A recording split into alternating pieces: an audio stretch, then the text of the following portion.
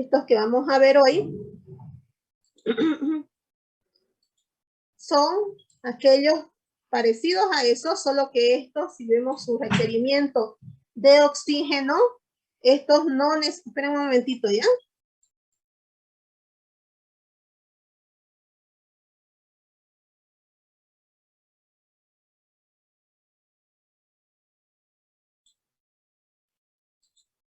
Ya, estos entonces les mencionaba que estos no requieren oxígeno para ser cultivados. No se olviden que esta palabra, ¿no es cierto?, significa ausencia de oxígeno, no requieren oxígeno.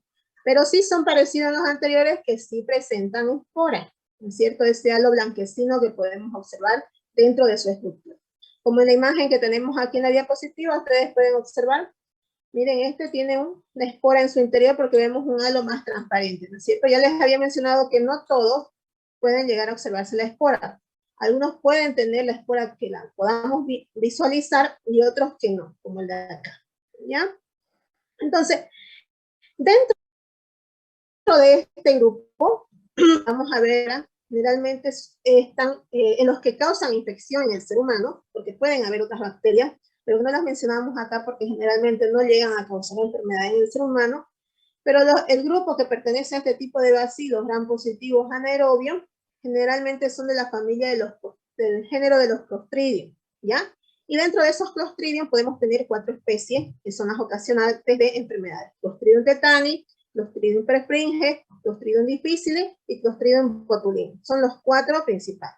En lo que vamos a ir avanzando, ustedes van a ir viendo que tienen diferentes vías de ingreso al organismo del ser humano, causan diferentes tipos de patología, a pesar de ser del mismo género. Estas especies, a pesar del mismo género, ingresan por diferentes vías al organismo y obviamente van a causar diferentes patologías. Pero una cosa que tienen en común, prácticamente los 4, es que ellos secretan toxina, que eso es lo que les da su poder patógeno, ¿ya? Pero todos tienen esporas en su interior y todos son anaerobios. Algunos de ellos son estrictos y otros pueden ser facultativos, ya, es decir, que pueden resistir pequeñas presencias de oxígeno y pueden crecer en esas pequeñas presencias de oxígeno. Entonces, ¿dónde se los va a encontrar? Generalmente pueden estar en el ambiente, suspendidos en las tierras, en las heces de los animales.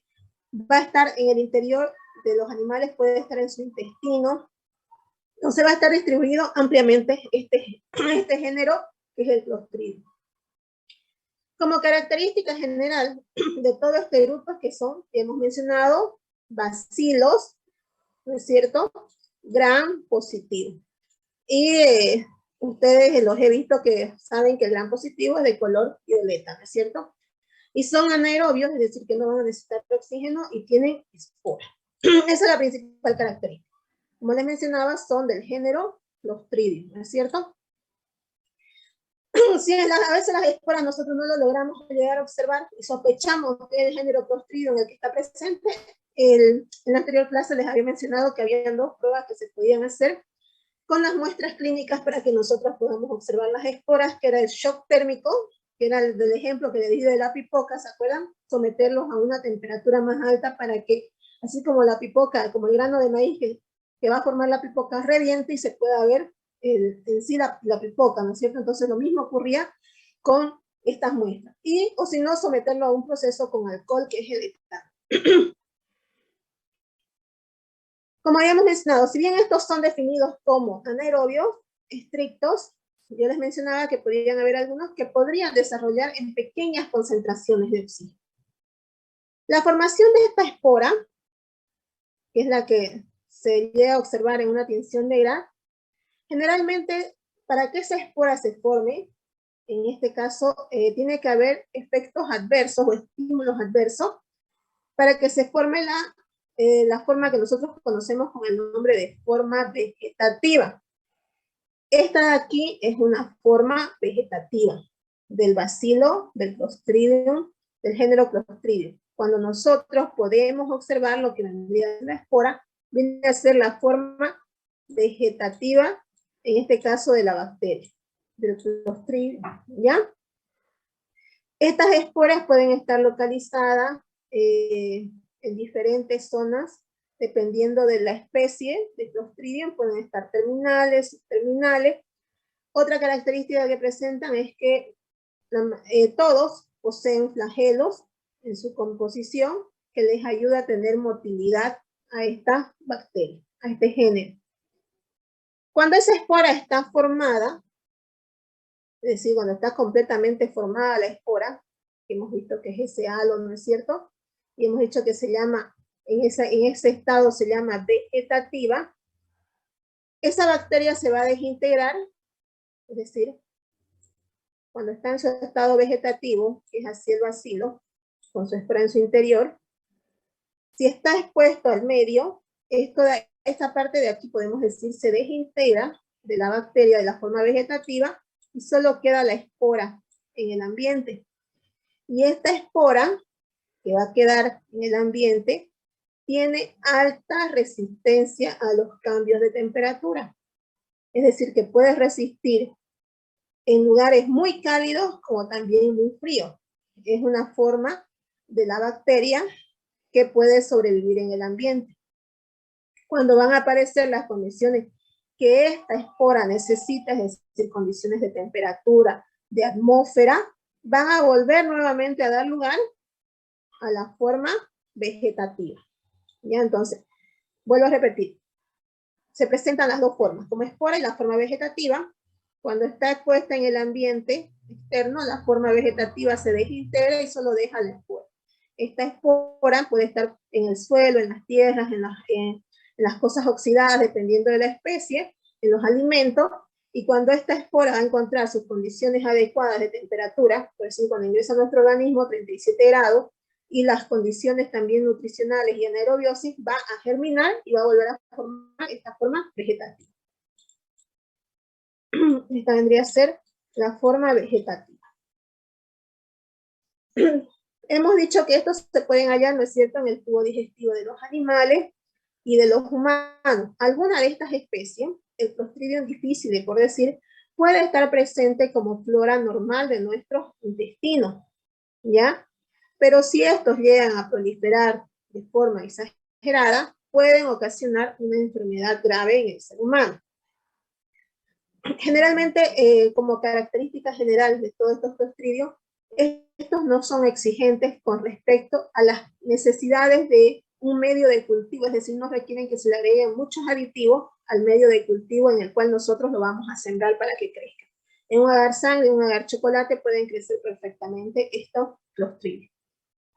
Yo les mencionaba que habían 4 especies patógenas del género Clostridium, que son el Clostridium tetani, que es causante de la enfermedad que nosotros conocemos, y ustedes han de haber escuchado que es el tétano, el Clostridium botulinum, que es causante de una enfermedad que generalmente tiene característica alimentaria, que es el botulismo, el Clostridium difficile, que es el que se puede encontrar como flora normal del intestino, pero en caso de que se convierta en un patógeno oportunista, puede causar problemas de úlceras, de cáncer a nivel del intestino, úlcera, gangrena gaseosa también puede ocasionar, y el Clostridium perfringens. Esas vendrían a ser las 4 especies. Vuelvo a repetir, no se olviden. Género se escribe con mayúscula. Especie se escribe con minúsculas. Si ustedes ven acá, todo el género está con mayúscula y todas las especies están con minúscula. Vamos a ir viendo cada uno a detalle qué es lo que causan generalmente. El Clostridium tetani, puede estar en el ambiente, puede sobrevivir en la tierra, en las heces de los animales, en los materiales metálicos que estén oxidados, puede estar presente en su forma de espora, el Clostridium tetani. ¿Cuál es su vía de ingreso de este Clostridium tetani en el organismo del ser humano? Generalmente lo más común es la vía cutánea, es decir, que ingresa por una herida producida en la piel del ser humano. Entonces, por esa lesión es lo que va a ingresar las esporas que están expuestas aquí, por decir, en esta imagen tenemos, ¿no es cierto? Una persona que está con chinela y ese pincha o se recibe un pinchazo con algo, ¿no es cierto? Va a entrar en la forma de espora y esta va a germinar porque va a encontrar la temperatura adecuada, el ambiente apropiado para poder germinar. Aquí podemos ver otra imagen para que se les quede más claro la forma, que es un bacilo gram positivo, y una característica que presenta este bacilo, las esporas, es que están en localización terminal, lo que hace que se vea un aspecto más abombado en el extremo del Clostridium tetani, que haga semejar a los palillos de un tambor. Podemos ver aquí una vía de ingreso por un clavo oxidado. Aquí podemos ver por la raspadura tal vez también de un alambre, que puede ser que esté con las esporas en su superficie, y este va a ingresar al organismo, ¿no es cierto? Su principal sitio donde ataca el Clostridium tetani, la toxina que produce, es a nivel del sistema nervioso central, ¿ya? Y va a atacar tanto el sistema nervioso central y sobre todo en la musculatura de la cara, va a atacar mucho, y de los nervios flexores del organismo. Aquí podemos ver un cuadro en el cual decimos que el Clostridium tetani causa la enfermedad del tétano, que si no es tratada a tiempo, si no tenemos las medidas preventivas, porque hay prevención para el tétano, puede, y lo dejamos nosotros pasar mucho, puede llegar a ser mortal, ¿ya? Se han distinguido de este Clostridium tetani varios serotipos, es decir, dentro de esta especie, subespecie, y en base a qué los van clasificando esa subespecie. Hemos dicho al principio que el género Clostridium presentan flagelos, ¿no es cierto? No se olviden que los flagelos, esta es una bacteria, son estos que vienen acá, ¿no es cierto? Pueden ser varios. Entonces, esos flagelos estaban formados por proteínas. ¿Se recuerdan cuando hemos visto el tema de la célula? Allá hemos mencionado las estructuras externas que eran los flagelos. Entonces, en esas proteínas pueden haber antígenos flagelares. Y en base a esos antígenos flagelares es que hacen la clasificación en otros serogrupos dentro de la misma especie. En base al antígeno O, que es el antígeno somático y que es común para todas las especies del Clostridium tetani. Entonces, pero la característica es que todas esas subespecies producen una neurotoxina, que era la que les mencionaba, que es lo que le da patogenicidad al Clostridium tetani, que es la tétanoespasmina. ¿Ya? Esa es la toxina tetánica. Hemos dicho que se puede encontrar en las heces de los humanos, animales, en las tierras contaminadas, y estos van a ingresar por vía generalmente cutánea al organismo del ser humano. ¿Cómo ingresa? Por una lesión que sea penetrante, una herida. Si está contaminado este material con esporas de Clostridium tetani, va a ingresar por la lesión. Esas esporas, una vez encuentran el sitio y se adaptan, ¿no es cierto?, van a germinar las esporas, y ese tejido va a permitir que se empiecen a multiplicar los Clostridium y van a empezar a liberar lo que es la tétanoespasmina, ¿ya? Esta tétanoespasmina, que es la toxina, la neurotoxina secretada por el Clostridium tetani, se secreta como una proteína, por eso decimos péptido, es una proteína, en la cual cuando esté presente en el sitio donde está causando la infección, las enzimas que están alrededor, que son las proteasas, las que van a ir a desdoblar esta proteína de la tétanoespasmina, lo van a descomponer en una toxina que va a tener dos, que es la A y la B. Por eso dice una toxina dipeptídica, di de 2, ¿no es cierto? Esta subunidad, que es la B, que se subdivide de aquí, no se olviden que está de aquí la liberación de la tétanoespasmina cuando actúan las proteasas, y vienen las proteasas, actúan sobre la tétanoespasmina, y entonces esta libera una toxina dipeptídica, que es la A y la B. Esa subunidad B se va a enlazar a los gangliósidos que están presentes en las membranas de las neuronas. Va a ir y se va a unir, vamos a decir así. Entonces, como esas membranas, esas células de las neuronas, lo van a reconocer como un agente extraño, la van a fagocitar, ¿no es cierto?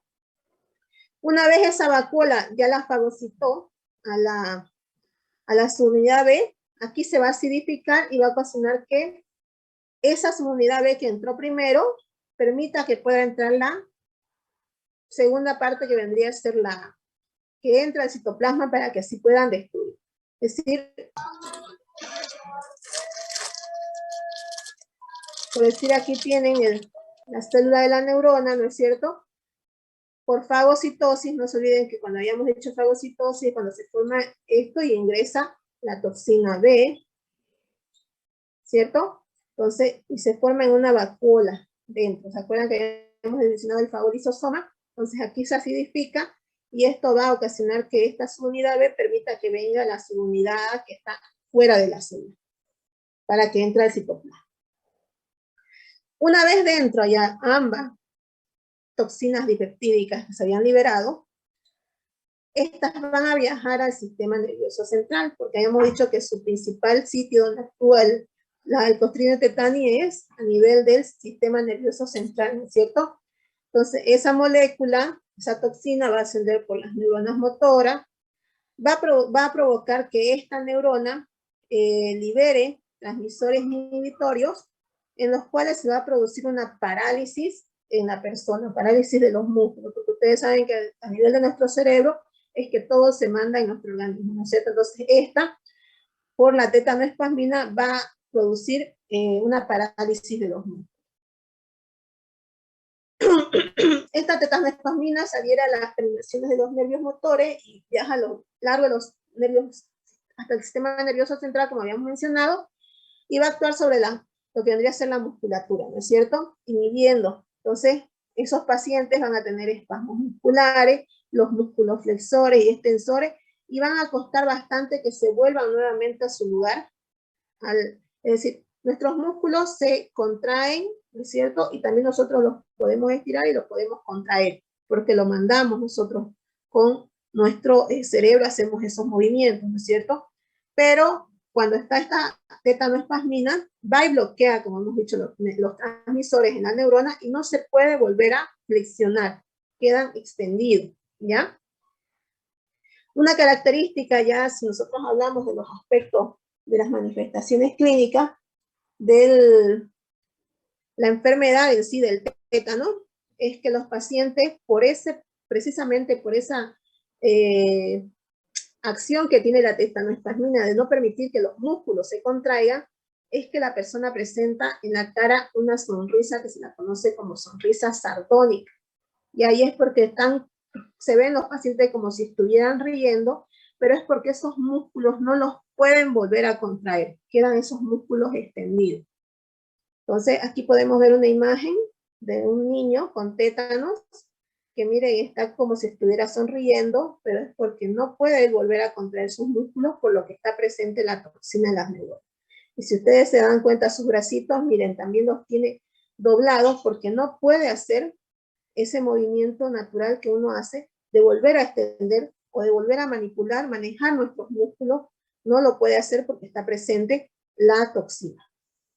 Otra característica es que le dan esos espasmos musculares a las personas que están con tétano, donde esto se flexiona y se hace una curvatura de la espalda y los pacientes quedan así como un arco y cuesta, no pueden volver nuevamente a quedar recto. Entonces quedan así como un arco y eso es por la extensión de los músculos, por los espasmos que se producen. Aquí podemos ver, miren, una persona que está, una imagen de una persona con tétano. Miren los dedos de los pies, quedan igual tiesos, las manos, los brazos, porque no pueden volver a contraer sus músculos, quedan extendidos. Entonces, y esto ya son obviamente el tétano que no ha sido tratado a tiempo, que ya está bastante avanzado, y aquí inclusive pueden tener problemas respiratorios, y el paciente puede llegar a fallecer por unas fallas respiratorias. Al igual cuando habíamos visto en otras bacterias, los daños, si es que se llegara a salvar a esta persona y se ha producido algún daño neurológico, es también irreversible. Es decir, los daños neurológicos que queden, ya quedan. No hay retroceso de esos daños que se hubiesen producido si el paciente estaba con un cuadro ya más grave del tétano. El tétano se puede ver en 4 formas, que son el tétanos localizado, es decir, en el sitio donde ha ingresado. El tétano generalizado, en el cual una de las manifestaciones clínicas es la hipertonicidad muscular, que va a interferir con la respiración, ya sería en este caso así, pacientes tétano generalizado en todo el cuerpo.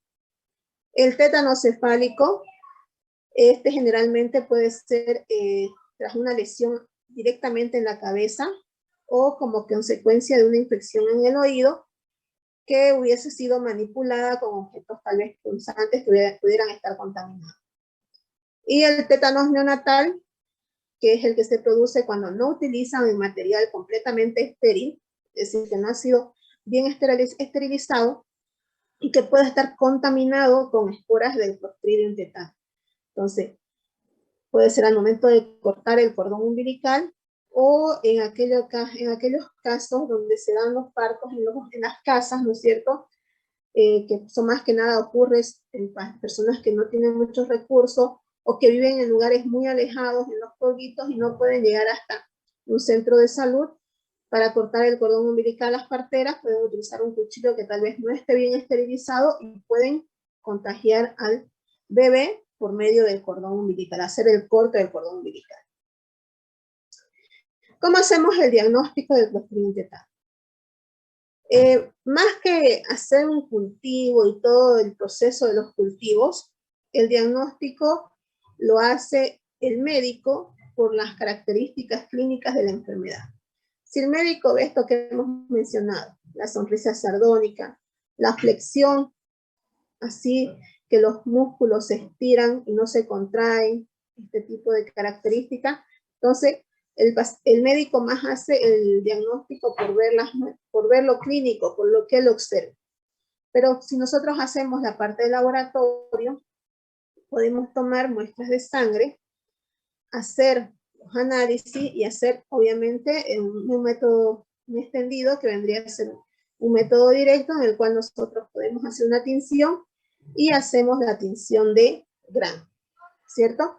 En la tinción de Gram, ¿qué vamos a observar? Nosotros, en la tinción de Gram, nosotros vamos a observar el bacilo Gram positivo con su espora terminal.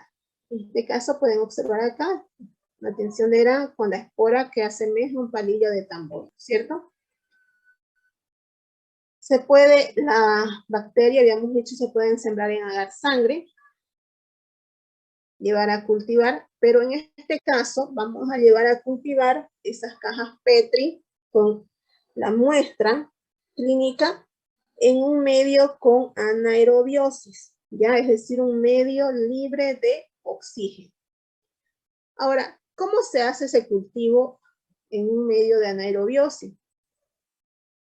Lo que uno tiene que tener en ese caso es una jarra, que es más o menos así, que viene con una tapa especial, que vienen como una rejilla para que no se muevan las cajas, y nosotros vamos colocando aquí las cajas. Podemos colocarlas apiladas en medio de esas rejillas, y viene un sachet, una bolsa, que es un conservante, el cual nosotros abrimos aquí, y esa bolsa lo que va a hacer es consumir todo el oxígeno dentro de estas jarras que son para anaerobios. Obviamente luego tapamos y llevamos a incubar a la estufa común, ¿ya? Ahora, una característica de lo que son las bacterias anaerobias es que nosotros no podemos sacar de estas cajas, de esta jarra de anaerobiosis antes de las 24 horas. Tenemos que esperar por lo menos 48 horas, porque generalmente las bacterias anaerobias pueden ser de crecimiento un poco más lento, y si nosotros vamos y abrimos la caja a las 24 horas, algún pequeño contacto con oxígeno vamos a tener, ¿no es cierto? Entonces, para evitar frenar el crecimiento, tenemos que esperar 48 horas de incubación para poder recién ir a mirar las cajas Petri. Si nosotros vemos las colonias de Clostridium tetani en el agar sangre, estas van a ser de un color gris. Sus bordes son irregulares. ¿Qué quiere decir eso? Esta es una colonia, ¿no es cierto? Aquí vemos los bordes lisos. Cuando nosotros hablamos de bordes irregulares, hablamos de que pueden estar de esta forma. No son lisos los bordes de la colonia, ¿ya?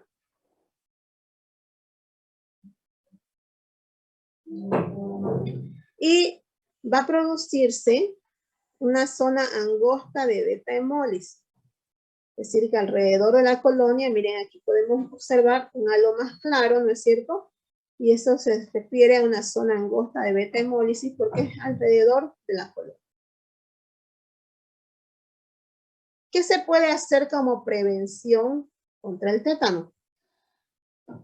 Existe, ¿no es cierto?, en nuestro medio, si hablamos nosotros en Bolivia, hay la vacunación contra el tétano. Entonces, esa vacunación contra el tétano se la puede dar ya desde los 10 años, generalmente la pueden aplicar, y son 5 dosis. La primera dosis se las colocan cuando ustedes van al centro de salud. Obviamente que esta vacuna es gratuita, es de administración intramuscular. Pasado la primera dosis, entonces en el momento que ustedes van al centro de salud, al mes se colocan la segunda dosis. A los 6 meses colocan la tercera dosis. Luego de ahí, al siguiente año, colocan la cuarta, mejor dicho, al año, a los 12 meses, colocan la cuarta dosis. Y después de pasado otro año, colocan la quinta dosis. O sea que prácticamente son 2 años en los cuales ustedes tienen que ir al centro de salud para que le coloquen todo su esquema de vacunación, que son 5 dosis. Cuando las mujeres están embarazadas, a veces cuando van a los centros de salud, a sus controles prenatales, les preguntan si es que han tenido o tienen la vacuna contra el tétano. Entonces, si la mujer embarazada no tiene la vacuna contra el tétano, le empiezan el esquema de vacunación. ¿Por qué? Porque se puede correr el riesgo que durante el parto, tal vez ese material, tal vez con el que vayan a hacer el corte, no esté estéril y podrían contraer el tétano. Entonces, para prevenir, les van colocando lo que vendría a ser la vacuna del tétano. Si nosotros tenemos algún accidente en la calle, por decir, estamos caminando y pisamos un clavo que esté oxidado y no tenemos ninguna dosis del tétano, entonces lo primero obviamente es procurar que sangre la herida, presionar, lavar con agua y jabón y colocarse una vacuna antitetánica. Si estamos de lunes a viernes no hay problema porque en cualquier centro de salud que ustedes vayan les pueden colocar la vacuna del tétano. Ahora un poco complejo es el día sábado y el domingo que los centros de salud generalmente no trabajan y solo atienden emergencia. Pero está disponible también la vacuna para que ustedes la puedan comprar en las farmacias. Venden también vacunas para el tétano, ¿ya? Ahora, si una persona está vacunada, tiene todo su esquema, y tiene un accidente como ese, pisar un clavo, por decir, no es necesario que se coloque una vacuna, ¿ya? Aunque recomiendan que cada 10 años uno debería colocarse una dosis de refuerzo. Pero si por decir, esa persona tal vez tiene un accidente muy aparatoso, en el cual ha tenido una herida muy grande y que ha sido expuesta a la tierra, a material que pueda estar contaminado, se podría colocar también una dosis preventiva, ¿ya? Entonces, todo eso obviamente va a depender también del médico, pero es más o menos las recomendaciones que se siguen. Esto es lo que les he mencionado sobre prevención.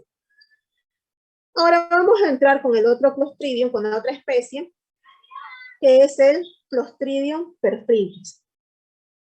Este Clostridium perfringens también va a producir una enfermedad, pero generalmente esta enfermedad que produce es a nivel de, ya sea de los intestinos, sobre todo, o de también en ciertas partes del organismo, puede producir lo que se conoce como gangrena gaseosa, intoxicación alimentaria y enteritis necrosante. La vía de ingreso de este Clostridium principalmente es la vía oral. Entonces, a diferencia del tétano que solo producía el tétano, este puede producir estas 3 enfermedades. ¿Dónde puede estar presente? También en el suelo, en el contenido intestinal de los animales. Esta sí es una especie que puede tolerar pequeñas concentraciones de oxígeno, por eso se dice que es aerotolerante.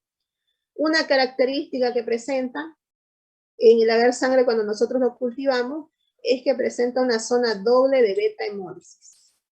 Ya lo vamos a ver más adelante. Entonces se transmite el perfringe por la ingestión de toxinas que ya puedan estar preformadas en los alimentos vegetales produciendo una intoxicación. Es decir, que las toxinas que libera esta bacteria, así como la toxina que liberaba el tétano, que era la tétanoespasmina, esa toxina ya esté en el alimento. Y entonces la vía de ingreso va a ser la vía digestiva, ¿cierto? Anaerobio, gran positivo, a diferencia del tetani, sus esporas son subterminales, o a veces pueden ser centrales, pero no son como el Clostridium tetani en el extremo, es decir, terminal. Crece al igual que el tetani, muy bien en los medios comunes. El perfringe produce varias toxinas. Generalmente se las ha dividido en 5 tipos, desde la letra A hasta la letra E, en función a 4 toxinas que produce, que son la alfa, la beta, la epsilon y la iota.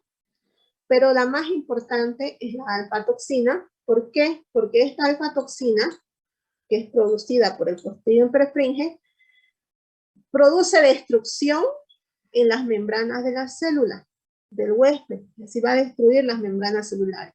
No se olviden que la membrana celular es lo que protege todo lo que está dentro de la célula, ¿no es cierto? Entonces destruye esa membrana de la célula y esa toxina va a ingresar. Y luego va a ir rompiendo las demás membranas. Entonces, a diferencia también del tetani, si vamos viendo, este produce más toxinas. El tetani solo producía la tétanoespasmina, ¿cierto? Entonces, este produce varias, siendo la más importante la alfa-toxina. Este puede estar presente en el suelo, al igual que el tetani, en el agua, en el tracto intestinal de los animales, y en los humanos las que ocasionan infección son el tipo A y el tipo C de las toxinas. Las esporas se pueden inocular de forma exógena en heridas accidentales, si es que estuviera presente en el agua, puede entrar, o por la ingesta de alimentos contaminados, que generalmente es la forma más común, por la cual se contrae la enfermedad por el Clostridium perfringens, más que por vía cutánea, a diferencia del tetani, es más por vía digestiva. Las toxinas que ingresan produce parálisis también, puede producir una inflamación en el sitio donde han ingresado, necrosis gangrenosa del intestino, que a veces los tratamientos para poder eliminar esta bacteria del organismo, cuando ya está en este caso como una necrosis del intestino, es hacer una cirugía y cortar esa parte del intestino para que no siga avanzando.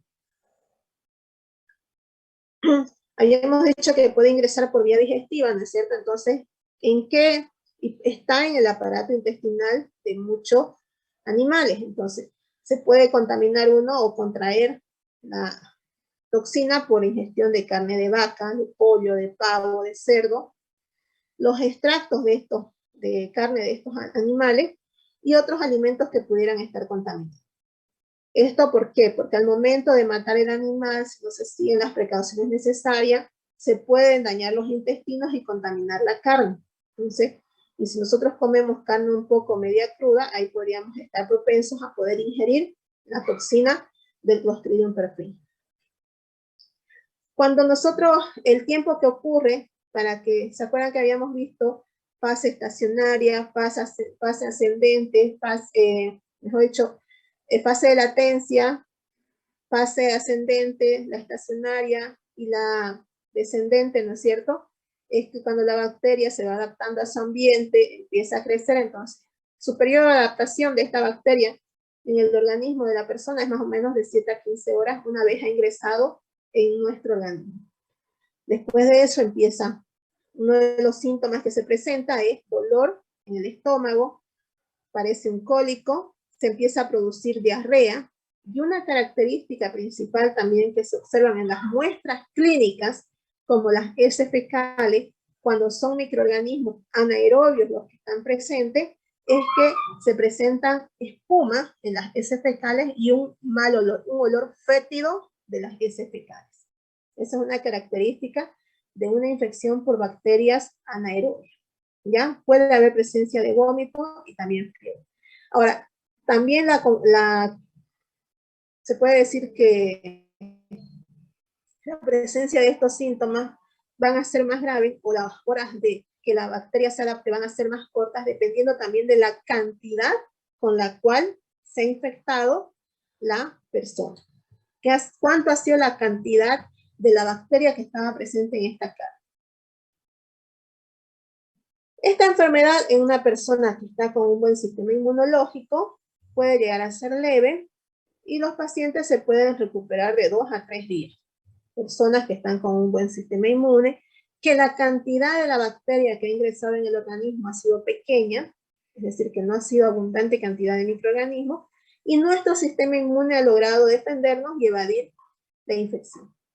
Pero en el caso de una persona que está tal vez con su sistema inmune debilitado y que ha ingerido una gran cantidad de microorganismos, es decir, que estaba mayor la cantidad, entonces se puede presentar lo que se conoce como la enfermedad intestinal necrosante, en la cual obviamente va a haber mayor presencia de síntomas, aparecen las horas de incubación son menores, aparece mayor cantidad de cólicos, dolor del estómago, vómitos, la diarrea con sangre, con espuma, las heces fecales, y la diarrea es rápida, es decir, es abundante la diarrea, en la cual la persona puede llegar a tener problema de un shock. ¿Por qué? Porque va a perder electrolitos. Ustedes saben que en el líquido que tenemos nosotros en nuestro organismo, cuando nosotros perdemos demasiado por un vómito, por una diarrea, estamos perdiendo líquido. Pero no solamente se ve líquido, sino también se van electrolitos que forman parte de nuestro organismo, como ser el sodio, el potasio y el cloro. Entonces, va a haber esa pérdida y el paciente va a entrar en un shock. Entonces, una de las cosas, las primeras cosas que se debe hacer en el tratamiento, cuando tenemos un paciente así, primero es rehidratar. Es decir, primero colocarle un suero para que se puedan nivelar sus valores de los electrolitos y ahí empezar el tratamiento antibiótico, ¿no es cierto? Para, como les decía, para nivelar la pérdida de electrolitos. Entre una de las cosas que los investigadores han visto que puede ser predisponente para que una persona pueda tener una enfermedad intestinal necrosante producida por este Clostridium, que es el Perfringens, es que esas personas consuman alimentos que inhiben la tripsina. La tripsina lo que hace es actuar sobre las proteínas. Y dice que uno de los alimentos que contiene inhibidores de la tripsina es el maní. Es decir, aquellas personas que comen excesivamente maní pueden llegar a tener inhibidores de esta sustancia, que es la que va a desdoblar a las proteínas.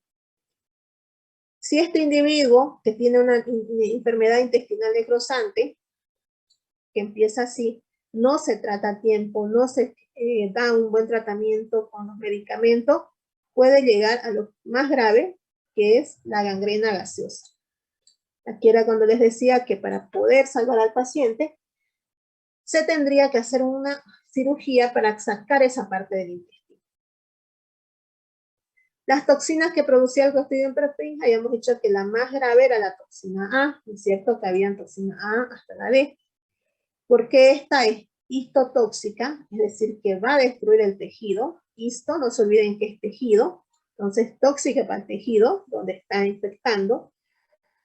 Es dermonecrotizante, dermo también piel, produce necrotización en la piel y es hemolítica, causa lisis.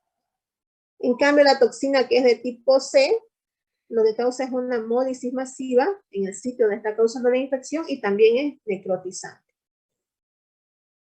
La toxina del tipo A también puede ser enterotóxica. Otras toxinas que puede producir el Clostridium perfringens son la hemolicina, la colagenasa, la hialuronidasa y la desoxirribonucleasa. Pero las principales son la toxina A, es la más patógena, ¿ya? Porque miren, causa todo lo que son los problemas a nivel de los tejidos, a nivel de la piel. Aquí vemos que puede, esto generalmente cuando ingresa por vía cutánea la bacteria. ¿En qué caso? Por decir, si el animal está contaminado y la persona, los carniceros, por decir que están manipulando a estos animales, se cortan o tienen una herida con los huesos de los animales contaminados, puede ingresar por la piel y pueden ocasionar lo que conocemos también como la gangrena gaseosa, que en el caso de no ser tratada a tiempo puede llegar a una amputación de esa parte del hígado. Habíamos dicho que presentaba esporas de forma subterminal, ¿no es cierto? Eso hace que se deformen un poco los bacilos. Una característica de los bacilos del Clostridium perfringens es que son más largos que el tetani Y esa espora, como no está terminal, en su terminal, lo deforma un poco al bacilo y hace que se asemeje como a un vagón de tren. Ya así largo se los observa.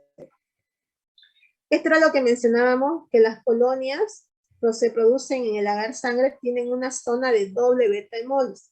Que esta zona de doble beta hemólisis es característica de esta bacteria que es el Clostridium perfringens. Ustedes ven acá, esta es la colonia, ¿es cierto? Aquí vemos otra colonia. Aquí ven un primer halo, este es el primer halo de beta hemólisis, y aquí hay un segundo halo de beta hemólisis. Por eso dice que una doble zona de beta hemólisis en el agar sangre. Más que poder hacer el cultivo para tener un diagnóstico mucho más rápido de esta bacteria, porque si ustedes ven, tenemos que incubar 48 horas una bacteria anaerobia, entonces podemos hacer otras pruebas que son más rápidas, que son pruebas serológicas, que obviamente no lo hace el laboratorio de microbiología, pero para su conocimiento se las menciono. Lo hace la parte de serología o lo hace la parte de biología molecular, dependiendo de cuál prueba se va a hacer. Si es una prueba en la cual van a hacer la detección de antígeno por enzimo inmunoanálisis, porque esta EIA significa enzimo inmunoanálisis, se hace la detección buscando los antígenos, buscando la toxina que produce. O se puede hacer las pruebas de PCR, que son las reacciones en cadena de la polimerasa, que se hacen en la parte de biología molecular. ¿Cuál es la ventaja de esto? Que en un día nosotros podemos tener el resultado, en un día. ¿Quién es el beneficiado con esto? El paciente. ¿Por qué? Porque nosotros le podemos dar un diagnóstico rápido y el médico puede empezar el tratamiento también de forma más rápida que esperar 3, 4 días para obtener un resultado, porque ustedes saben que las bacterias no dejan de multiplicarse, ¿no es cierto? Las bacterias se van multiplicando y conforme se van multiplicando van produciendo más toxina que va ocasionando más daño. ¿Cuál es el tratamiento? En el caso de una intoxicación alimentaria leve, no se recomienda darle ningún antibiótico. Si pasa en 1 o 2 días pasa la enfermedad, no se le da ningún tratamiento. Es decir, ese malestar del vómito, de la diarrea se pasa, ya no es necesario dar tratamiento antibiótico. Pero si este persiste, se puede dar para el Clostridium perfringens la penicilina E, dar o inyectar una antitoxina. ¿Para qué? Para neutralizar la toxina, las toxinas, sobre todo la toxina A producida por el Clostridium perfringens, ¿cierto? Y una opción para evitar sobre todo llegar a esto, que era la gangrena gaseosa, en la cual pueden sufrir amputación, es hacer un tratamiento, si todavía se está a tiempo, con oxígeno hiperbárico. ¿A qué se refiere esto? Si hemos dicho que es una bacteria anaerobia, que en presencia de oxígeno se muere, así no sé si alguno de ustedes ha ido a que le haga una tomografía, ¿no es cierto? En esta época del COVID, a uno lo introducen dentro de una cámara, ¿sí? Lo van introduciendo su cuerpo dentro de una cámara, como un túnel, pero en este caso introducen todo el cuerpo de la persona y la cierran, esa cámara, y le van administrando oxígeno hiperbárico. ¿Para qué? Como la bacteria, les mencionaba, es anaerobia, ese oxígeno va a matar a la bacteria. Entonces, se han visto casos, más que nada en el extranjero, de personas que han podido salvar, por decir, el dedo que les amputen, un pie que les amputen, así haciendo ese tratamiento con oxígeno hiperbárico. Obviamente que tiene que ser dependiendo de cómo está el estado, ¿no es cierto? Ya si es muy avanzado ya no se puede hacer nada, pero si está empezando podría ser una opción de tratamiento que surta muy buenos efectos el oxígeno hiperbárico. Y yo que sepa, aquí en Santa Cruz, hace unos 2 o 3 años, hay un lugar, creo, no recuerdo su nombre, dónde es tampoco, pero sé que ya hay un sitio donde estaban haciendo tratamientos con oxígeno hiperbárico. Creo que era el primer lugar, el primer centro que se abría aquí en Santa Cruz para hacer ese tipo de tratamiento. Ahora vamos a ir con la otra especie, que es el Clostridium difficile. La enfermedad que generalmente causa es una enfermedad que se conoce como colitis pseudomembranosa. También las manifestaciones se da como una diarrea, Pero en el caso de a diferencia de los anteriores, este lo tenemos nosotros como flora normal de nuestro organismo, lo podemos tener. ¿En qué caso se empieza a manifestar o a causar o a hacerse patógeno este Clostridium difficile? Generalmente se asocia mucho con el uso excesivo de antibióticos o uso prolongado de antibióticos muy fuertes, de amplio espectro. Entonces, ¿en qué personas es más común que esta bacteria pueda llegar a causar la enfermedad de la colitis pseudomembranosa en los pacientes que están internados por mucho tiempo en los hospitales? Porque si un paciente está internado en los hospitales, no es que está echado recibiendo solamente suero, ¿no es cierto? Sino que les van colocando antibióticos porque puede ser que esté con alguna infección fuerte. Entonces, en ese caso, por eso es que esta bacteria se asocia al uso excesivo de antibióticos. Es decir, hemos dicho, ¿no es cierto? Este es el intestino. Aquí hay bacterias abundantes, bacterias como flora normal, y nosotros ingerimos antibióticos.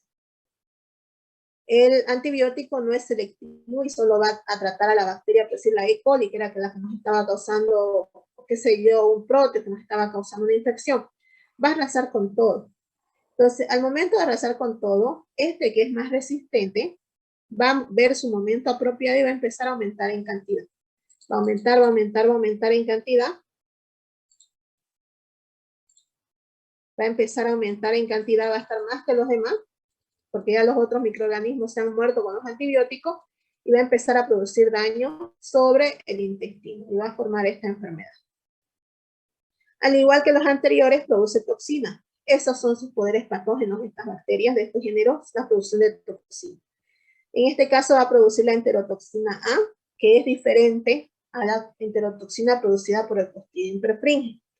Esta enterotoxina A va a causar acumulación de líquido en el intestino, va a haber una hipersecreción, van a aumentar los niveles de calcio, y los niveles de calcio en exceso son tóxicos para la célula.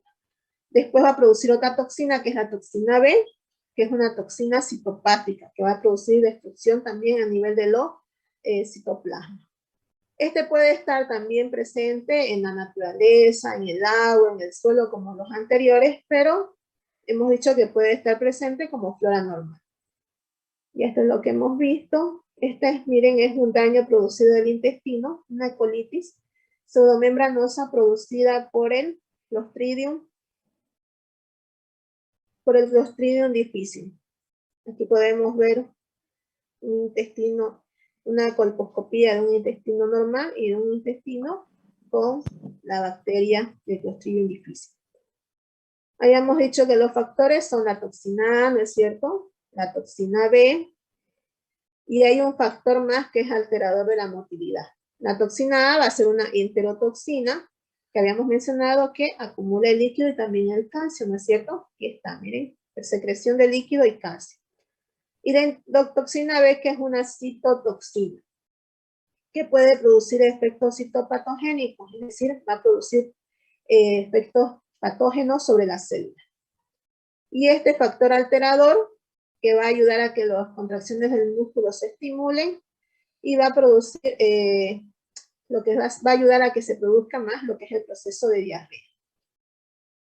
Y lo mismo que habíamos dicho, que está presente por la presencia o el uso de agentes antimicrobianos, y sobre todo en los pacientes hospitalizados. Cuando ya está la toxina establecida en el intestino, ¿no es cierto? Está aumentando en cantidad la bacteria y ha producido bastante cantidad de toxina, pues se produce la diarrea, hay una inflamación del colon, y esto puede llegar a ser mortal en el paciente si no se trata a tiempo, porque nuestro organismo empieza a defendernos y obviamente van viniendo a esta zona del intestino los leucocitos, los fagocitos que nos defienden, y como no pueden destruir a la bacteria, se van acumulando y van formando detritos necróticos. Y eso es lo que van haciendo esta formación de estas como masas que se forman en el intestino y que se conocen como colitis. Aquí podemos ver en esta imagen, ¿no es cierto? Vemos acá el epitelio del intestino. En esta imagen están sanos, están las células epiteliales del intestino. Aquí tenemos la microflora normal, que por el uso de los antibióticos ha sido destruida. Entonces el Clostridium difficile, que estaba como flora también normal, pero en pequeñas cantidades, empieza a aumentar en cantidad. Esto de aquí lo que vemos es una vena, una arteria por la cual están circulando nuestras células de defensa. Entonces, una vez logra la bacteria apoderarse del intestino, empieza a producir las toxinas, citotóxica y enterotoxina, que es la toxina A y la toxina B. Y empiezan a atacar. Esta es la bacteria, el Clostridium difficile, y estas son las toxinas, los puntitos que vemos que están produciendo el Clostridium. Y empiezan a atacar y a destruir, porque son citotóxicas, ¿no es cierto?, a las células del epitelio intestinal. Entonces es el momento cuando nuestras células de defensa les suena la alarma de que algo está pasando y empiezan a viajar al sitio de infección para intentar atacar a esta bacteria. Entonces, aquí vemos en esta otra imagen que ya las células están destruidas. Miren, han ido alisándolas, se ven pedacitos, ¿no es cierto? Están nuestras células de defensa tratando de defendernos y en eso se produce una inflamación en el intestino y se va formando la pseudomembrana, que es el acúmulo de los detritos, es decir, de los detritos son como los restos, como la basura que se va formando. Miren los pedazos de las células que se van liberando, el acúmulo de las bacterias, las que van muriendo, las que van creciendo, y también nuestras células que vienen a defender. Entonces, eso hace que se forme esa pseudomembrana, que vendría a ser ya el proceso que nosotros vemos como la enteritis necrosante. El diagnóstico de este Clostridium difficile se puede hacer como lo que produce diarrea en las heces fecales, ya sean semisólidas o líquidas. No se recomienda tomar muestras con hisopo. Se puede también hacer en el caso de que se haga una cirugía, se puede tomar un pedazo de ese intestino dañado y se puede hacer también un cultivo de ese intestino. Generalmente, como son anaerobias, no pueden estar mucho tiempo a temperatura ambiente cuando se tienen las muestras. Esta bacteria produce un olor característico, que es, se siente el olor como un cresol, un olor así medio dulzón. El cultivo de las heces es bastante complicado del Clostridium difficile, entonces más se recomienda que el cultivo hacer pruebas en las cuales nosotros detectemos las toxinas que produce esta bacteria, es decir, la toxina A y la toxina B. Y esas son pruebas, como les mencionaba anteriormente, que no se hacen en el laboratorio de microbiología, sino tenemos que recurrir a las otras áreas del laboratorio para que hagan esa detección de las toxinas. Y obviamente el diagnóstico también va a salir más rápido. Ya hemos dicho que se ven como gran positivo, con las esporas a nivel subterminal o central que asemejan a grandes mamuts, porque son bacilos más grandes. Si nosotros ocultamos la muestra en el agar sangre común, ¿no es cierto?, para anaerobio, nosotros vamos a ver que estas presentan colonias con un aspecto como si fueran vidrio esmerilado, como ese vidrio que se coloca en las ventanas de los baños, ¿no es cierto?, un vidrio esmerilado. Otra característica que nos ayuda a distinguir en este cultivo es que cuando nosotros destapamos las cajas de Petri, en las cuales están las colonias, se siente un olor como al sudor del caballo, por eso es que se dice un olor a caballeriza, ese olor penetrante, ¿no es cierto?, que se siente del sudor de los caballos, se siente ese olor. Y otra característica que nosotros podemos también observar en los cultivos es que en el agar sangre, esta no presenta hemólisis. El Clostridium tetani presentaba una beta hemólisis de una zona angosta, el Clostridium perfringens una zona doble de beta hemólisis, y el Clostridium difficile es no hemolítico. ¿Ya? ¿Cuál es el tratamiento? A pesar de que es una bacteria que ha proliferado por el uso excesivo de antibióticos, no queda otra que volverle a dar también antibióticos para matar a esa bacteria, ¿cierto? Obviamente que los antibióticos tienen que ser mucho más fuertes, porque si el paciente ya estuvo consumiendo antibióticos, entonces ya ha tenido, tal vez ha pasado por diferentes tipos de antibióticos, entonces se tiene que dar un antibiótico de alta potencia. En el caso de que no se pueda eliminar al microorganismo con el tratamiento con antibióticos, se procede a una cirugía. ¿Para qué? Para extirpar esa parte del intestino que esté dañado. Es decir, que ya no se pueda recuperar. Entonces se tiene que hacer un corte de ese pedazo del intestino como tratamiento. Eso ya sería, en casos muy complicados, poder someter al paciente a una cirugía. Ahora, ¿se acuerdan que yo les había mencionado, cuando hablamos de flora normal, que habíamos dicho que nuestro intestino era nuestro segundo cerebro, ¿no es cierto? Y que ahora ha avanzado tanto el estudio en base a las floras normales del intestino, porque ahí se producen muchos procesos bioquímicos, metabolización de vitaminas, vitaminas K, desdoblamiento de proteínas. Entonces, si no tenemos nuestra flora normal bien, pues tampoco nuestro organismo va a estar bien. Es como decíamos, somos lo que comemos. Entonces, mientras más alimentos saludables nosotros consumamos y mantengamos bien nuestra flora intestinal, también nos vamos a sentir bien. Entonces, yo les mencioné cuando hablamos de flora normal que había unos tratamientos que se hacían con trasplantes de heces fecales.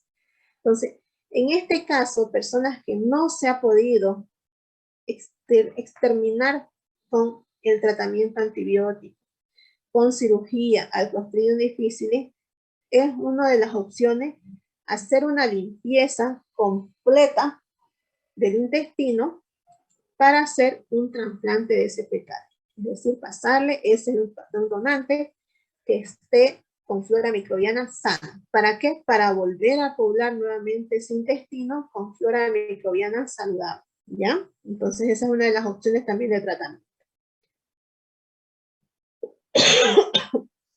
Vamos a entrar con la especie de Clostridium botulinum, que este es causante de la enfermedad conocida como botulismo, que hay también, igual, su poder patogénico de esta especie es por la producción de toxinas, sobre todo la toxina botulínica, que es la que causa todas las manifestaciones del botulismo. Pueden haber 8 tipos antigénicos de toxinas que se van a designar con estas letras que vemos acá, A, B, C1, C2, D, E, F y G. La mayor, las más causantes de enfermedades son las A, B y E, donde pueden estar presentes en los alimentos, en las plantas, en el suelo, en las heces de los animales. Como son esporas, pues son resistentes a los diferentes cambios de temperatura. Esta igual generalmente ingresa por vía digestiva y es un proceso de intoxicación que se da. Ahora, esta es más grave porque esta generalmente no va y actúa a nivel del intestino, es decir, no produce diarrea como la difícil y como la perfil, sino este más bien se va también a la parte de los nervios y lo que causa es una parálisis.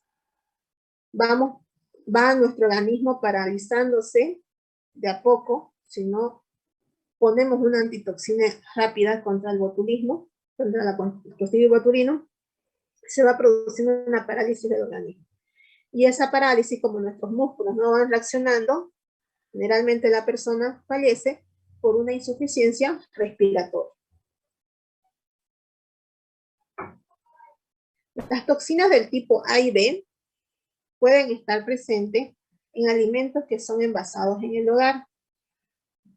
¿A qué nos referimos con esto? Cuando se hacen conservas caseras, como ser mermeladas de frutilla, que no esté bien lavado los materiales que nosotros vamos a envasar, es cierto que no hayamos hecho un buen manipulación de los alimentos que puedan estar contaminados, los cereales también pueden estar presentes, como en los maíz pueden estar presentes las esporas del Clostridium botulinum.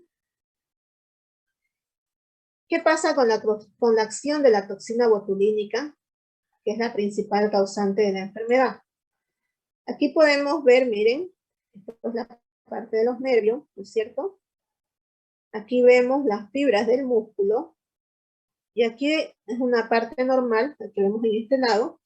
Esto es lo que sucede normalmente cuando no está presente la toxina. La acetilcolina, ¿qué hace esta acetilcolina, que es la que vemos acá? Induce que estas fibras se contraigan, las fibras musculares. Que estas se contraigan una vez nosotros las extendemos, las podemos volver a contraer. ¿Eso gracias a qué? A la acetilcolina. ¿Qué ocurre cuando ingresa la toxina? La toxina botulínica bloquea en esta parte de los nervios, del sistema nervioso central, bloquea la liberación de la acetilcolina. Esta acetilcolina es liberada por nuestro sistema nervioso central. En la forma normal se libera y permite que las fibras musculares se vuelvan a contraer. Aquí cuando está infectada una persona con el Clostridium botulino y se produce la toxina botulínica, esta va a ir y va a bloquear en el sistema nervioso central la producción de la acetilcolina. ¿Qué se va a producir por tanto? No se va a poder producir la contracción de las fibras musculares. Y por eso es que va a haber una parálisis flácida de la persona. Esta está ampliamente distribuida, como habíamos mencionado, en la naturaleza. Se puede encontrar en el tubo digestivo tanto del hombre, de los animales. Y las esporas son muy resistentes al calor, por lo que pueden permanecer en todos aquellos alimentos que son enlatados cuando estos no han tenido un buen proceso de esterilización. Y también pueden estar en las conservas caseras. ¿Por qué? Porque van a, si es que estuvieran presentes en los alimentos, ¿no es cierto? Entonces, cuando esos alimentos no son, o son industrias que no manejan bien las medidas de bioseguridad de sus alimentos, o tal vez está fallando algún equipo y no han tenido la precaución de observar, puede ser que no se haya esterilizado bien y entonces pueden estar en esos alimentos enlatados. Como el alimento enlatado se cierra, ¿no es cierto? Y queda sin oxígeno, entonces si está ese alimento no ha sido bien esterilizado y estuviese presente, porque resiste altas temperaturas de calor, el Clostridium botulino, entonces en esa lata va a encontrar su ambiente apropiado de anaerobiosis para la bacteria crecer. Y va a ir produciendo dentro de ese alimento la toxina botulínica. Entonces, si nosotros consumimos ese alimento que estuviera contaminado, va a ingresar la toxina directamente a nuestro organismo y vamos a tener, por eso se llama una intoxicación. Esta toxina ya puede estar preformada en los alimentos.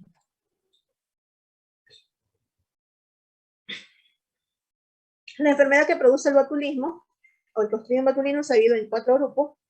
En la primera es intoxicación por alimento ya de ingesta con la toxina que ya está preformada en los alimentos. Es decir, ya está la toxina, ya se formó en ese alimento. Otro va a ser el botulismo, en el cual nosotros ingerimos la bacteria y la toxina recién se produce en nuestro intestino. Nuestro tubo digestivo recién germina y se produce la toxina. Puede ingresar también, es lo menos común, sí, por una herida infectada, es decir, por una lesión que tengamos, y ahí el objeto con el cual nos hubiéramos ocasionado una herida esté contaminado con la bacteria. Y también, al igual que el Bacillus anthracis, esta puede ser utilizada también para ataques bioterroristas, porque igual pueden formar las esporas, producirlas haciendo un polvo, esparcirlas por el ambiente, nosotros podemos inhalar esas esporas y nos va a atacar directamente, produciendo esa flacidez que hemos dicho en el organismo, en el cual las personas pueden morir por una falla respiratoria. Entonces esas son las 4 formas por las cuales pueden ocasionar enfermedad en el organismo del ser humano. Esto es lo que habíamos visto, el botulismo clásico, el por las heridas, el botulismo infantil. Se da en los niños menores de 1 año generalmente, por el consumo de alimentos o bebidas que estén contaminadas, endulzadas con miel. Por eso es que a los niños menores de 1 año no se recomienda darles miel, porque como la miel, ¿dónde forman las abejas la miel? En el ambiente, ¿no es cierto? En un ambiente externo. Por decir, y ellas van y recogen de las flores, y esas tal vez pueden estar contaminados, el polen de las flores, y vienen y van formando lo que es la miel. Y eso igual está expuesto al ambiente. Entonces, es por eso que no se recomienda a los niños menores de 1 año darles miel, precisamente porque pueden adquirir la enfermedad del botulismo. Cuando hay la sospecha de que un paciente está con botulismo, hay que buscar la toxina en sangre, en heces, y la detección se hace por enzima inmunoanálisis. Es más rápido para que hacer el cultivo, porque lo que queremos es diagnosticar si es la toxina para dar el tratamiento oportuno. Cuando la intoxicación ha sido por el consumo de un alimento, es decir, que el paciente dice que comió tal cosa, por decir, abrió, qué sé yo, una lata de conserva de choclo, digamos, y dice que consumió eso, puede ser que sea la causa de la infección, entonces se tiene que buscar el alimento. ¿Por qué? Porque los alimentos salen por lote. Si ustedes miran las latitas o miran las cajas que vienen los alimentos, hay unas barras, ¿no es cierto? Que esos son los números de lotes que salen. Entonces, si hay una lata de ese lote que está contaminado, hay que buscar todo el lote, sacarlo del mercado porque podría estar todo ese lote contaminado. ¿Cómo nos damos nosotros cuenta o cómo podemos sospechar que un alimento enlatado puede ser que esté presente algún tipo de microorganismo? Generalmente las latas que nosotros compramos en los mercados, en los supermercados, vienen planitas, ¿no es cierto? O sea, está la lata bien formadita. Cuando esta adquiere una forma diferente, se hincha, no está así bien plana la tapita, sino que se ha hinchado, podemos sospechar que haya presencia de algún microorganismo anaerobio, que en este caso puede ser el Clostridium botulino, que esté presente en ese alimento. Entonces no se debe consumir. El tratamiento que se le puede dar a estos pacientes es la ventilación, ¿no es cierto? Es decir, se le puede someter a un proceso de oxígeno, administrar toxina, la antitoxina es lo principal, lo primero hay que administrar la antitoxina para neutralizar a la toxina botulínica, y en todo caso muy extremo también hacer un lavado gástrico para tratar de eliminar al microorganismo en el caso de que haya sido ingerido y haya estado la toxina preformada. Entonces hacer un lavado gástrico como si fuera como cuando las personas toman muchos medicamentos, entonces igual ese mismo lavado gástrico para lavar y eliminar todos los restos de la toxina que pudiesen quedar. Aquí podemos ver como un resumen de las especies patógenas del Clostridium, ¿no es cierto? Vemos acá el Clostridium difficile, que produce lo que son las diarreas, que eran asociadas al uso excesivo de antibióticos. Este otro, el perfringens, que va a producir una intoxicación alimentaria y puede llegar a producir la gangrena gaseosa. Esto no lo hemos visto porque no son muy comunes, pero causan gangrena gaseosa. El tetani, que causa el tétanos, que este es el que más ingresa por la piel, ¿no es cierto? Y el botulinum, que produce el botulismo, que más vía de ingreso es la digestiva, pero también puede ingresar por la piel, accidentalmente. Por decir, si ustedes al abrir esas latas que pueden estar contaminadas, sufren un corte con el metal que viene en la latita, y por esa herida también podría ingresar la bacteria. O en el ambiente, si están en el campo, alguna rama, alguna espina que pueda estar contaminada también con la bacteria, puede también ingresar por una lesión. Los que son neurotóxicos, es decir, los que van y atacan a nivel del sistema nervioso, son el tetani y el botulino. Esas son las especies. Los enterotóxicos, los que van y atacan a nivel de los intestinos, vía intestinal, el perfringens y el difficile, ¿cierto?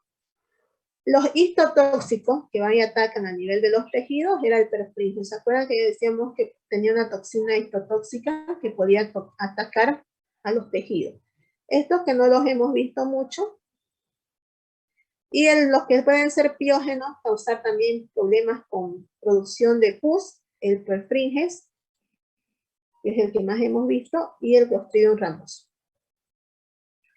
Ahora, este género Clostridium, al igual que el género de los bacillus, que eran los bacillus gram positivos, aerobios esporulados, que vimos en la anterior clase, también pueden ser utilizados en la industria.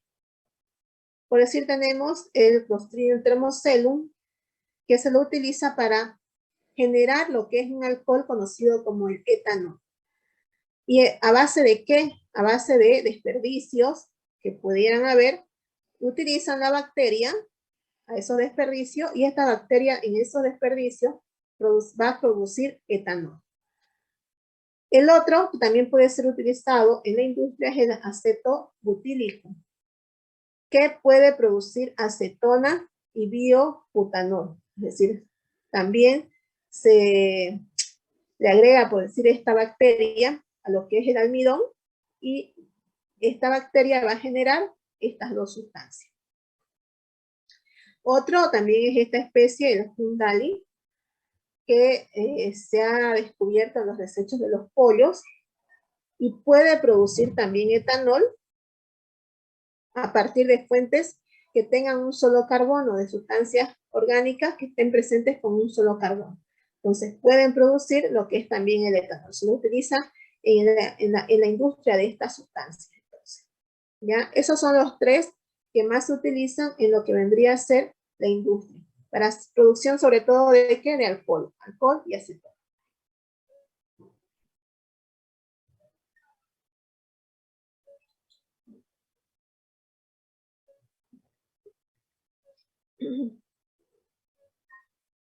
¿Alguna pregunta, alguna duda que tengan?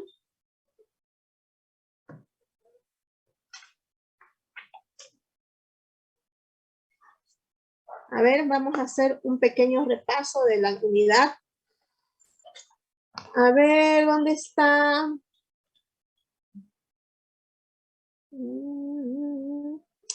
A ver, Vivian y Ampara. Vivian. Vivian, ¿qué tipo de hemólisis producía el Clostridium tetani en el agar sangre? ¿Se acuerdan? No. Ya. A ver, Erika Aguirre.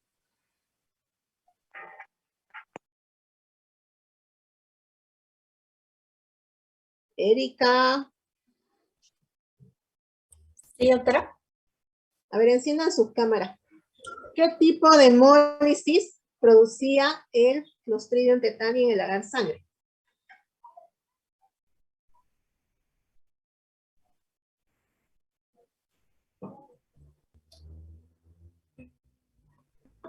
¿Dónde están los demás? No los veo.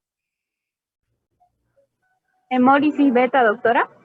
Hemólisis beta. Ya, está bien. A ver, Zaida, Chaca. ¿Dónde está Zaida? Sí, doctora. Zaida, a ver una consulta. ¿Qué se llamaba la toxina que produce el tétanos? La principal toxina. La toxina.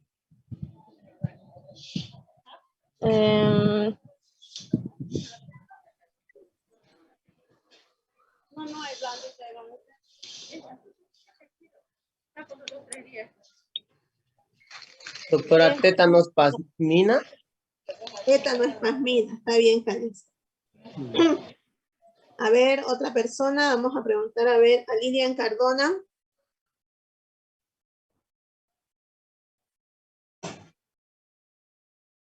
A ver usted, Lilian, dígame, ¿cuál es la vía de ingreso del Clostridium tetani al organismo?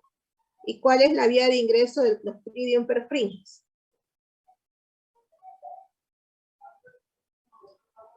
No los veo a los demás. No veo sus cámaras encendidas.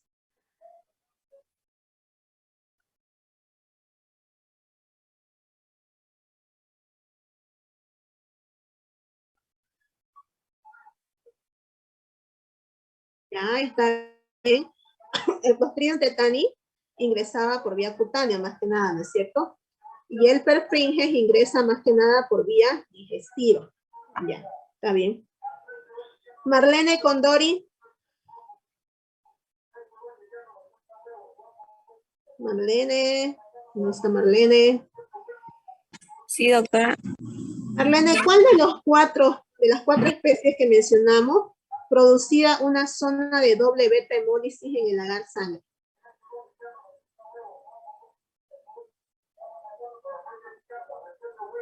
No me acuerdo, doctora. Ya. A ver, Fabiola Choquechambi, la misma pregunta.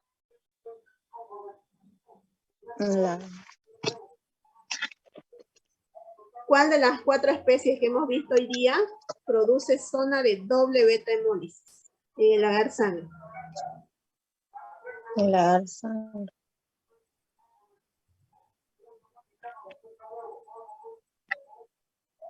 No, no me acuerdo, doctora. El Clostridium perfringens. Yasmín que respondió, Yasmín creo, ¿no? El Clostridium perfringens, ¿se acuerdan que habíamos dicho que esa era la única especie generalmente que produce una zona de doble beta hemólisis en el agar sangre? ¿Ya? Está bien. A ver, Daniela Malvin.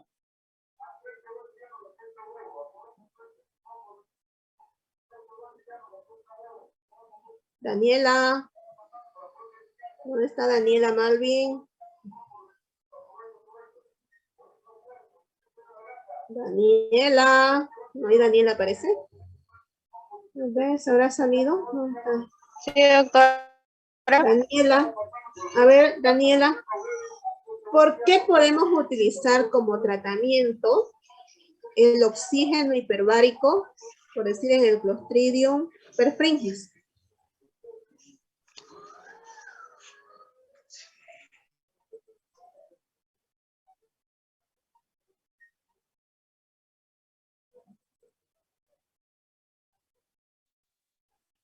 No, no, otra vez, disculpe.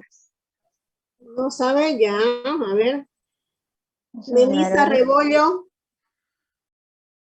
Melissa Rebollo. Sí, doctora. A ver, Melissa, ¿por qué podemos utilizar el oxígeno hiperbárico como tratamiento para el Clostridium perfringens? No me acuerdo, doctora. Ya. A ver. Nayeli Toledo. Sí. La misma pregunta. ¿Por qué podemos utilizar el oxígeno hiperbárico como tratamiento del Clostridium perfringens? Creo que se puede utilizar ya que es anaerobio y no puede estar en presencia de oxígeno y ahí le transmiten o le permiten el oxígeno, el ingreso. Eso no es cierto, está bien, porque la bacteria es anaerobia y si nosotros la sometemos a un ambiente, a una atmósfera con oxígeno, se puede, o sea, la bacteria se va a morir. Entonces es una opción de tratamiento, pero yo les mencionaba en caso de que no esté muy avanzada la enfermedad. Puede ser utilizado para el tratamiento de estos microorganismos. A ver, Aida Velázquez. ¿Dónde está Aida? Doctora. Aida, a ver, ¿usted se acuerda el tratamiento que se da para, como prevención para el tétanos? ¿De la vacuna, doctora? ¿Sí? ¿Cuántas dosis son? Son 5 dosis, creo. ¿Ya? ¿Y se acuerda cada cuánto tiempo se colocaba cada dosis? No, doctora, eso sí no me acuerdo. Creo que es uno a lo un mes. Pero Ya. la cuarta dosis es a los 1 año y la quinta es al otro año, creo, algo así. No me acuerdo muy bien, doctora. Ya, para que ¿Qué no le se digo, olvide. doctora? A ver, a ver, Jenny. La primera se pone, la primera dosis, ¿no? Después la segunda dosis se vuelve a repetir al un mes. La tercera dosis se repite a los 3 meses y la cuarta dosis se repite al un A año. los 6. Sí. A ver, la La primera dosis tercera dosis, la primera dosis en el es momento. la primera, ¿no ves? En el momento. La segunda dosis es al un mes. La tercera dosis es a los 6 meses y la Ya. cuarta dosis es al un año y la quinta ya viene a los 2 años, creo. Al siguiente año. Al Sería siguiente el año. siguiente año, ajá. Entonces el esquema de vacunación para el tétano duraría 2 años, ¿no es cierto? Completarlo. ¿Ya? Está bien, son las 5:02. A ver, Jesús Flores. ¿Dónde está Jesús? Sí, presente. A ver, Jesús, usted, dígame, de los que hemos visto, entre el Clostridium, tetani, perfringens, difficile y botulinum, ¿qué los caracteriza a todos en su poder patogénico? ¿Qué producen? Um,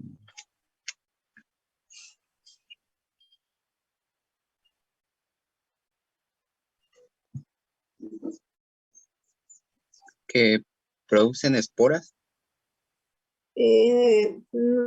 Ya, todos son con esporas, pero ¿qué producen todos que causan las enfermedades en los seres humanos? ¿Qué liberan? Toxina. Toxinas, ¿no es cierto? Todos se caracterizan por producir toxinas. Por decir, la toxina que presenta el Clostridium tetanis, ¿se acuerdan? ¿Qué se llama? Era el tétano. ¿Perdón? Era el tétano. Tetanoplasmina. Eso, tétano. Tétanoespasmina, ¿no es cierto? Eso es la principal que produce el tétano. Ya, está bien, Jesús. A ver, Kimberly Romero. Sí, doctora. ¿Qué toxina producía el Clostridium botulinum?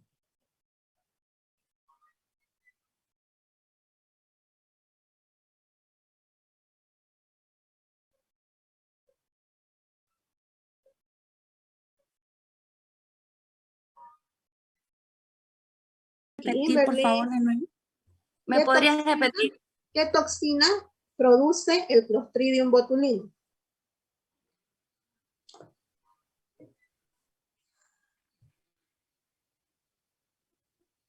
Ay, no me acuerdo. Toxinas A y B. A, Ya. B y E, toxina A, B y E. No. A La ver, botulina. ¿quién me dijo toxina botulínica? Yo, doctora. Aida, ya está bien, es la toxina botulínica, ¿no es cierto? Esa es la que produce. Ya.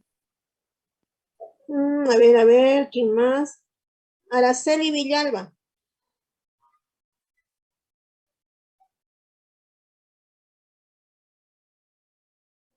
Araceli, ¿dónde está Araceli?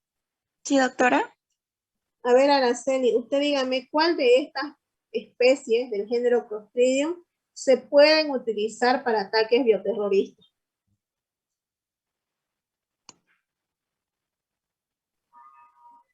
No sabría decirle. Ya. A ver, Silvia Álvarez.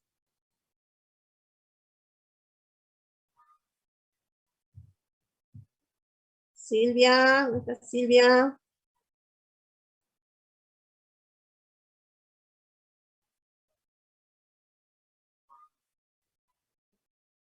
Silvia, ¿no hay Silvia? A ver, no la veo a Silvia, a ver.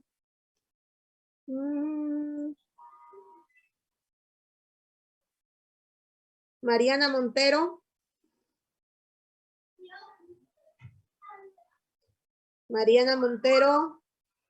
No está.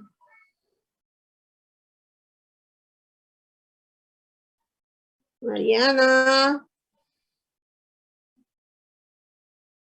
Al menos está en el grupo, pero no responde. ¿Dónde está Mariana? Doctora, ¿es el Clostridium perfringens? No. El botulinum, doctora. El botulinum. ¿Quién me respondió? No escucho. ¿Quién me respondió que era el botulinum? Jasmine Mollinet. Jasmine, ya, Jasmine. Bajito se escucha suave. El Clostridium botulinum, ¿no es cierto? Ese es el que puede ser utilizado para ataques bioterroristas. Bueno, les voy a llamar lista. Y Erika Aguirre. Presente, doctora. Laura Álvarez. Presente, doctora. Silvia Álvarez.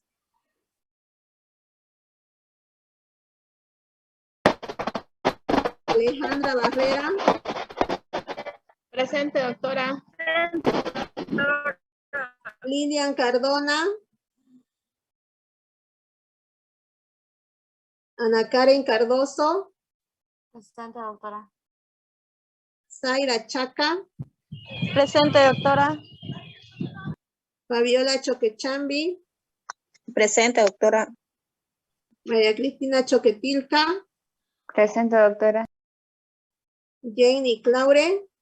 Presente, doctora. Marlene Condori, Presente, doctora. Alondra Díaz,